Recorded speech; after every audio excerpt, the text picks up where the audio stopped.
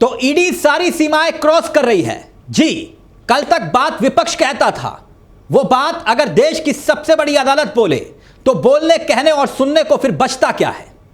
जहां supreme court देश की सबसे बड़ी जांच एजेंसी को सवालों के कटघरे में खड़ा करे और कह दे कि आपने सारी सीमाएं क्रॉस कर दी है। बात की गंभीरता का एहसास इस बात से लगाइए, और लगाना भी चाहिए, कि यह बात किसी अलग चेहरे ने नहीं, किसी व्यक्ति के मुख से निकली, वो कोई और नहीं बल्कि देश की न्यायपालिका के सर्वोच्च पद पर बैठे, मतलब chief justice of India BR Gavai ने कही है। मगर ऐसी नौबत आई क्यों कि चीफ जस्टिस ऑफ इंडिया को इतनी तल्ख टिप्पणी करनी पड़ी, जो देश के इतिहास के पन्नों में दर्ज हो जाएगी या दर्ज हो गई। ईडी सारी सीमाएं क्रॉस कर रहा है, यह बात छोटी नहीं है। जब चीफ जस्टिस ऑफ इंडिया किसी मामले को लेकर यह कहने पर आ जाएं कि ईडी की कार्रवाई असंगत और संभवतः असंवैधानिक है, यह बात कौन कह रहा है? चीफ जस्टिस, क्योंकि कानून और व्यवस्था राज्य का विषय है। यह कौन कह रहा है? Chief justice of India, supreme court. यानी बात बड़ी हो जाती है। चीफ जस्टिस ऑफ इंडिया यह बात क्यों कह रहे हैं, उस मामले पर भी हम आएंगे।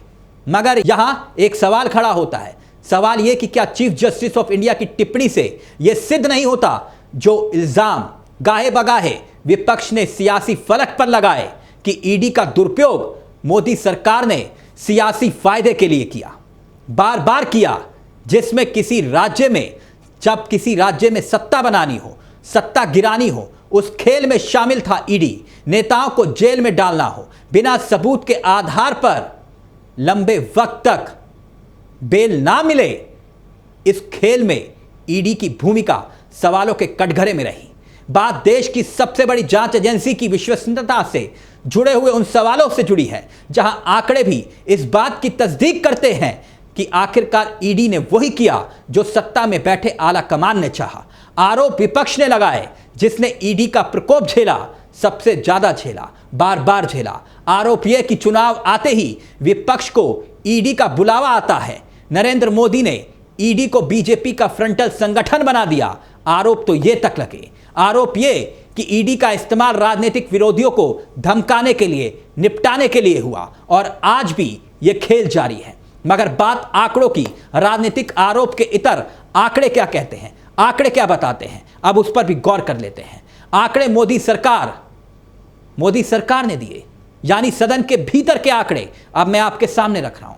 सदन में दी गई जानकारी के मुताबिक आंकड़े बताते क्या हैं? 2015 से अब तक कुल मिलाकर 193 सांसद, विधायकों और नेताओं के खिलाफ ईडी की जांच होती है, ईडी का मामला दर्ज होता है, लेकिन उसमें से महज 2 के खिलाफ आरोप तय हो पाते हैं।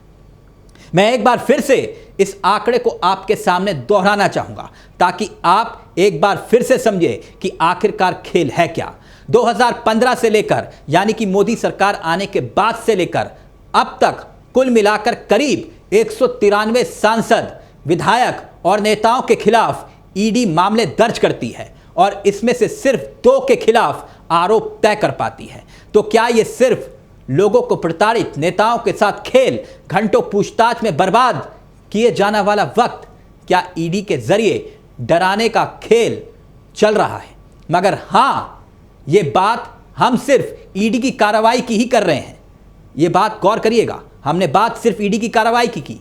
यहां तो सिर्फ ईडी की बात हो रही है, सीबीआई, इनकम टैक्स का तो हमने जिक्र तक नहीं किया। महत्वपूर्ण पहलू यह भी है, सच यह भी है कि पीएमएलए का कानून इसलिए बना था ताकि टेररिस्ट को मनी लॉन्ड्रिंग के जरिए पैसा ना मिल पाए, जिसमें बेल मिलना असंभव है। लेकिन आरोप यह लगे कि 2014 के बाद सत्ता में पीएमएलए और ईडी का दुरुपयोग कर विपक्षी दलों पर केस किए गए, ताकि पूछताछ के लिए जब विपक्षी नेता अगर आए तो उन्हें तुरंत गिरफ्तार कर लिया जाए और उन्हें बेल ना मिल पाए। आम आदमी पार्टी के नेताओं की फौज इस बात का प्रमाण है। अरविंद केजरीवाल हो, संजय सिंह हो, मनीष सिसोदिया हो, सत्येंद्र जैन हो, चुनाव खत्म हुआ, मामला शांत हुआ, ना ईडी की रेड और ना ही सीबीआई की जांच। देख लीजिए, उदाहरण है। पहले नेताओं पर आरोप लगते हैं और फिर नेताओं को पूछताछ के लिए बुलाया जाता है और कुछ वक्त के बाद होता यह है कि जिनके ऊपर आरोप लगते हैं या तो वो हंसते मुस्कुराते हुए बीजेपी में शामिल हो जाते हैं या फिर वो जेल की सलाखों के पीछे दिखाई देते हैं। एक और उदाहरण जो बीजेपी के सामने है, एक और उदाहरण वो ये कि बीजेपी ने झारखंड में क्या किया। सरकार बनाने और गिराने का खेल झारखंड में भी खूब हुआ, जहां पर सत्ता के इस खेल में फंसे कौन? हेमंत सोरेन। हेमंत सोरेन जेल गए, जिन्हें जेल गए तो फिर हेमंत सोरेन ने अपनी कुर्सी सौंपी, जिन चंपाई सोरेन को सीएम बनाया बीजेपी ने उन्हें ही तोड़कर अपनी पार्टी में शामिल कर लिया। मगर जनता ने जवाब दिया, सत्ता में एक बार फिर से हेमंत सोरेन को लौटा दिया। झारखंड में हेमंत सोरेन की सरकार है। तो क्या यह सब साधारण से लगता है? चलिए अब एक और बात समझने की कोशिश करते हैं कि आखिरकार वो मामला था क्या जिसमें कोर्ट ने इस कदर ईडी को बेनकाब कर दिया कि वो ताउम्र याद रखेगी, क्योंकि इतिहास के पन्नों में यह टिप्पणी दर्ज हो गई। दरअसल सुप्रीम कोर्ट ने यह आदेश, यह अपील मद्रास हाई कोर्ट के 23 अप्रैल के फैसले के बाद आई है, जिसमें ईडी की जांच को आगे बढ़ाने की अनुमति दी गई थी। ईडी ने तमिलनाडु में 1000 करोड़ रुपए के शराब घोटाले का आरोप लगाया, जिसमें शराब आपूर्ति के ऑर्डर हासिल करने के लिए बेहिसाब कैश देने की जिक्र किया गया। साफ है जो आरोप तमिलनाडु की सरकार ने लगाए, क्योंकि तमिलनाडु में डीएमके की सरकार है, यानी विपक्ष की सरकार है। ऐसे में बीजेपी के नेतृत्व वाली केंद्र सरकार पर इल्जाम राजनीतिक हथियार के रूप में इस्तेमाल करने के रूप में लगे हैं ईडी पर, ताकि सूबे में इमेज खराब की जा सके, और वो भी ईडी के जरिए।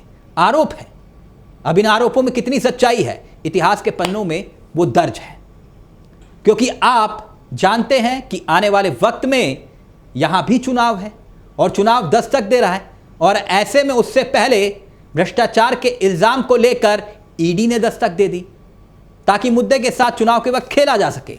मगर इस खेल को शायद चीफ जस्टिस ऑफ इंडिया भाप गए। तभी तो chief justice of India Gavai साहब ने यह कहा, जज साहब ने यह कहा, मैलॉर्ड ने यह कहा कि ईडी एक राज्य निगम को निशाना बनाकर सभी सीमाएं पार कर रहा है और संघीय ढांचे का उल्लंघन कर रहा है। बात बहुत बड़ी है दोस्तों। ईडी सवाल और मोदी सरकार, क्या वाकई में ईडी एक राजनीतिक हथियार है जिसका इस्तेमाल गाहे बगाहे बीजेपी सत्ता हासिल करने के लिए करती है? आपकी क्या सोच है, आपकी क्या राय है? चीफ जस्टिस ऑफ इंडिया ने जो टिप्पणी की है उसको लेकर आप क्या सोचते हैं? हमें कमेंट बॉक्स में जरूर बताइएगा। फिलहाल इस खबर में मेरे साथ इतना ही, लेकिन आपसे गुजारिश है कि इस चैनल को सब्सक्राइब करिएगा। पर्दे के आगे और पर्दे के पीछे की खबरें हम आप तक यूं ही पहुंचाते रहेंगे। नमस्कार, जय हिंद, जय भारत।